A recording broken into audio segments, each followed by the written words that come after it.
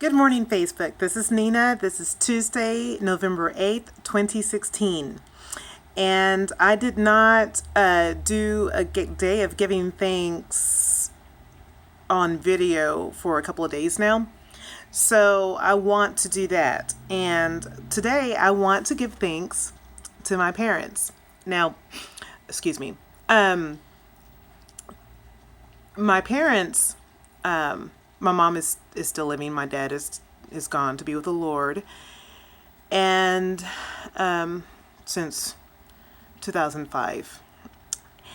And so I'd like to give thanks to them for the way that they raised me to be the kind of person that I am as far as society is concerned, because in my home growing up, many of you probably can suspect this, and some of you who know my parents, maybe people that are a little bit around my age and older that have actually been in my parents' home and have eaten dinner with us and have been around us enough times to know that my parents were loving, they're, caring people, and our home was a home of love. And one thing my parents did was, when we were brought up, my parents made a concerted effort to not try to instill or enforce or brainwash us to have certain societal issues, like for instance, when I was in my home, color, race, ethnic group, culture, none of those things were a topic of discussion. So in other words, like if I were talking about a kid at school that made a really neat project and I told them that child's name, they wouldn't ask me, what color was he? Was he green? Was he blue? Or if I told them a name that maybe sounded a little bit like, maybe different than what we might be used to hearing at the time or something, they weren't going to say, are they foreign? Nothing like that. I was raised in a home where my parents taught me that people are people and that we are all a creation of God, and there is no place in God's hands for racism, discrimination, bigotry, stereotyping, and things of that nature. So with that being said, my parents seem to have gone above and beyond, because even in things that people kind of don't think about, they were very careful to try to let me know that we are about love and inclusion. We are not about dividing. We're not about labeling. We're not about putting ourselves ahead of other people or above other people or allowing anyone to put us beneath them or anything. So in other words, we are no better than anyone else, and no one is better than us.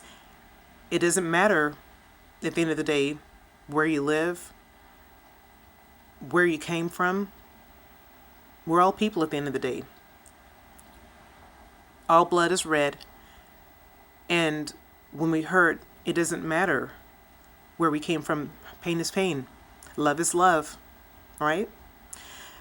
And sometimes I hear people make excuses and say, well, the reason why so-and-so is that way is because they were from this era. Or the reason why so-and-so is that way is because they're from this town. Well, let me just tell you, okay? Let me tell you. That's really a lame excuse, okay? It's lame. My dad was born in 1936. That's not yesterday. He was born in a small town in Arkansas, okay? My mom was born in 1945. She probably wouldn't want me telling you that, but she looks great for her age. She was born in a small town 20 miles south of Waco in 1945. So she was was raised in a school that was segregated, and it didn't keep her down. It didn't give her a hateful outlook on life.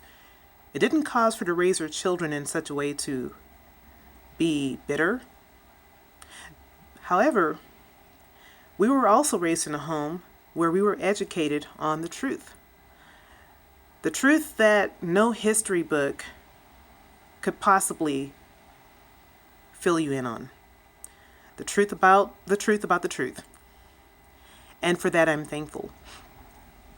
My parents were working to raise their children in such a manner to where we would love other people and see people as they really were, regardless of where they came from, regardless of their culture, their skin color, their socioeconomic background or status, regardless of what where their alma mater was, or who their alma mater was, or if they even went to college, regardless of whether they even had an 8th grade education or they had a PhD.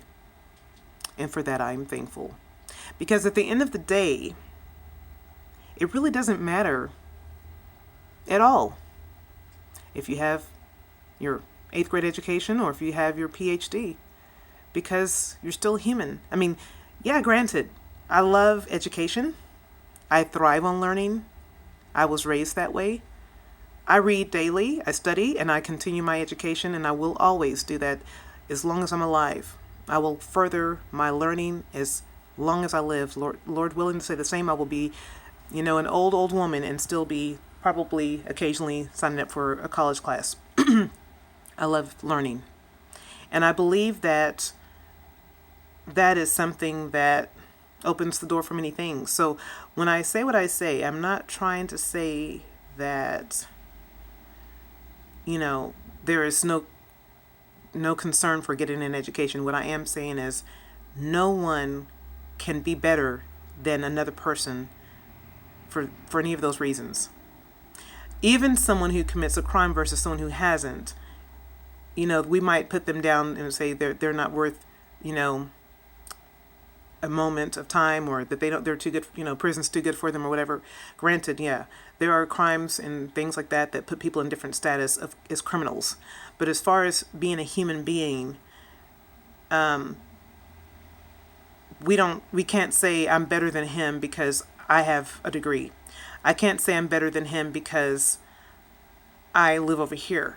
I'm better than her because my parents do this for a living. There is no such thing as that.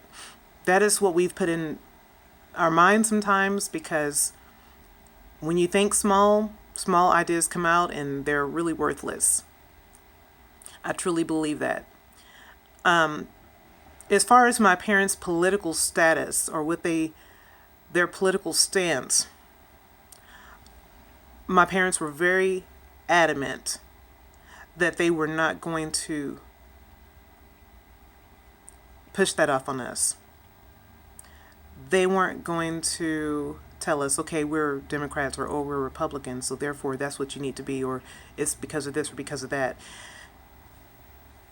You can kind of tell sometimes with people what their political stance is because of what they say and what they believe in. And I really don't believe that there is a party that I could really lump, my parents in, because of they both were individual people and they both thought maybe a little differently on different issues, but overall they didn't try to impress that upon me.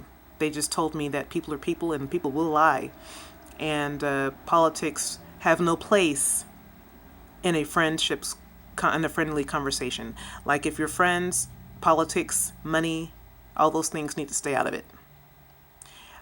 I've tried to do that myself. I've tried to stay out of politics during this entire election because I was raised to know that when you start getting political, people start dividing, and you will love and like someone, but suddenly when they don't agree with you, all of a sudden you will be so angry with them that you'll decide to delete them from your friend list. That's not me. Can't do it. I don't have the desire. I feel that a lot of my friends who post political things, sometimes I read them, sometimes I don't. And I agree with some of the things, and a lot of the things I don't agree with, but it's not really that important whether I agree or not, because it's their opinion. It's not necessarily mine.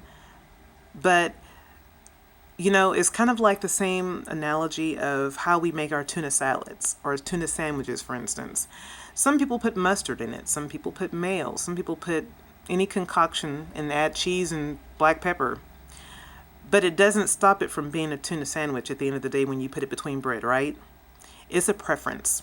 One is not better than the other, one is not wrong while the other one is right. It's just a tuna sandwich. Well, that's kind of how I see politics. We all should be active in voting if we so feel that we want to make a difference.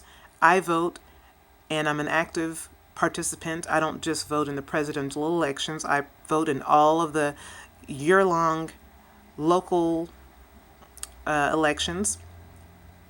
And as far as my party, I hope and pray that that always remains private.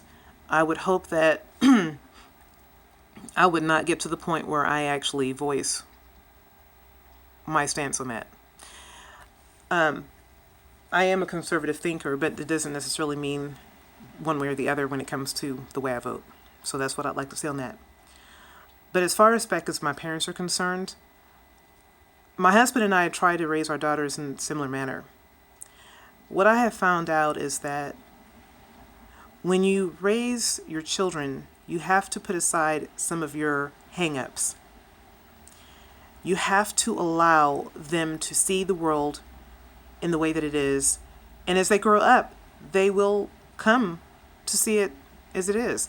So that is why Jeff and I have told our children that we are all a creation of God, and there's no place for any bigotry, hatred, prejudice, division, or anything. And when we've brought that up to them in those words, it's because when they have entered the schools, then that's when they're exposed. But they have to be exposed because whether they were to be at school, they go to college, or they go to their first job, they're going to encounter someone out there that's going to try to tell them something that is less than spiritual, less than godly. For all it matters, they could even encounter that in a place of worship. Unfortunately, those kind of issues have penetrated every part of our society. So we've prepared our daughters over the years to look at life in the fact that some people know better and they do better, and some people don't and they haven't.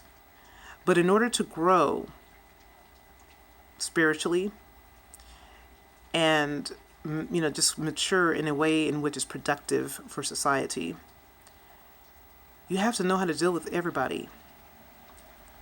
Doesn't mean that you're going to like how people behave around you, but you have to learn how to handle yourself in even the most adverse situations. My daughter the eldest one is in college, her second year, and she's at a private Christian college, and I love this university.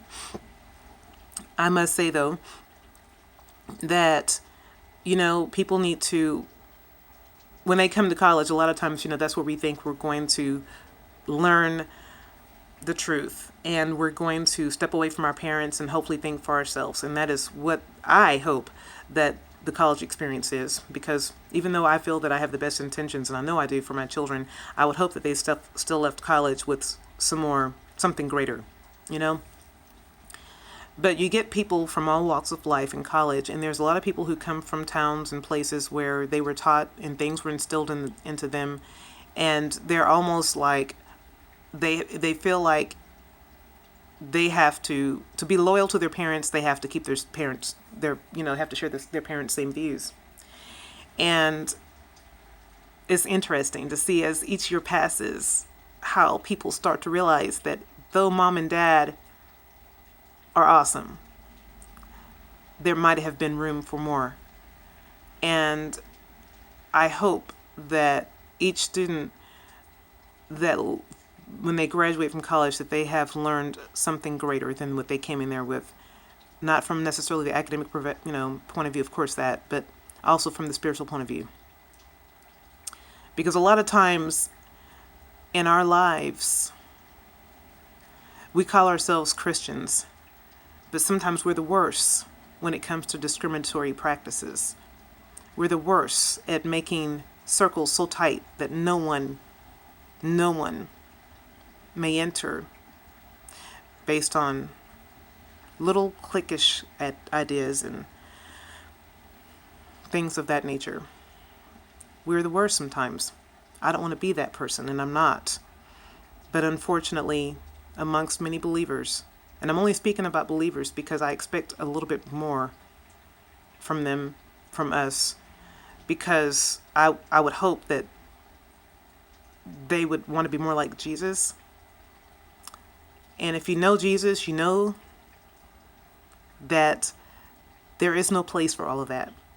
You know what I mean? So that's why I say what I say. We need to quit calling things, we need to quit, saying, oh, this is the black church, or this is the white church, or this is the Hispanic church, or this is the Asian church. We need to quit doing that. Church is God's house. It's his place of worship. It's his place of worship. We worship at his house.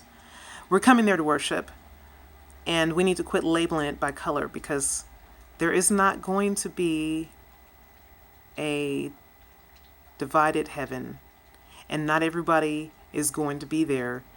And people who are carrying on around these views and everything, it makes me wonder, do they even understand Jesus? Do they even understand anything godly? It's not cute. It's not funny. It's not okay to discriminate. And it's not okay for anyone to try to make excuses about it either. Because I am living proof that it can stop with the parents or the great-grandparents or the whatever. As a matter of fact, I'll go back a little further and then I'll let this video be done. Okay, both of my grandmothers who are now with the Lord, my grandmother Luella Gary passed away just a couple of years ago, and my other grandmother Margaret, she passed away when I was 7 years old. So it's been a while. But I do know her very well. I did know her very well. She was a loving person, and she saw no color. My grandmother Luella Gary, my mom's mother that passed away recently, a couple years ago, she was a very loving person. And the truth of it is, we choose how we want to live, how we want to think. We do. It's not like we can't help it. We choose it. I really do believe that, because I look at it this way. If you can be in the most impoverished situation, the most, horrific situation, based on laws and rules that are not with God, and you still rise above that, and you still raise your children to love everyone, and you still allow yourself to love unconditionally, then you have risen above that, and it's possible. So I do not believe that anyone has a legitimate excuse to be mean and nasty and discriminatory and be a bigot or be prejudiced or a racist. There is no excuse for it. There isn't. And that goes on both sides. I mean, this on all sides. There is no excuse at all. And I know that this video has been very, very long, but what I hope that is gained from this is maybe someone will listen to this and think a little bit, and maybe they'll kind of contemplate maybe changing some of their ideas, or maybe they'll talk to someone about it, but then maybe someone will get angry, maybe someone will get defensive, maybe someone will actually delete me from their friend list. I have no control over that. And if someone is angry, maybe it's making you angry because the truth can hurt. The truth doesn't always feel good. Matter of fact, oftentimes it doesn't when we're definitely going against the grain. Like if someone says, you need to bring your grades up, it hurts, but it's true. Or, you're not all that. It's true, but it hurts. Or, you're not number one in your class because your GPA says so. It hurts, but it's true. Or you can't get into those pants because you've been eating too many Twinkies. It hurts, but it's true. Y'all have a great day. God bless you. And I do not mean to offend anyone, but I am not going to muzzle myself. I'm not going to sugar my words up. I'm going to be me. And I do believe that me is a nice person, a compassionate, loving, God-fearing woman. That's what I believe that I am, and that's what I would like to think that I am. But I'm not going to sugarcoat my words. And I may offend a lot of people. Don't get defensive. I'm not talking about you. I'm not talking about anyone. There's no name attached to this post at all. I promise you it's not. Have a great day. God bless.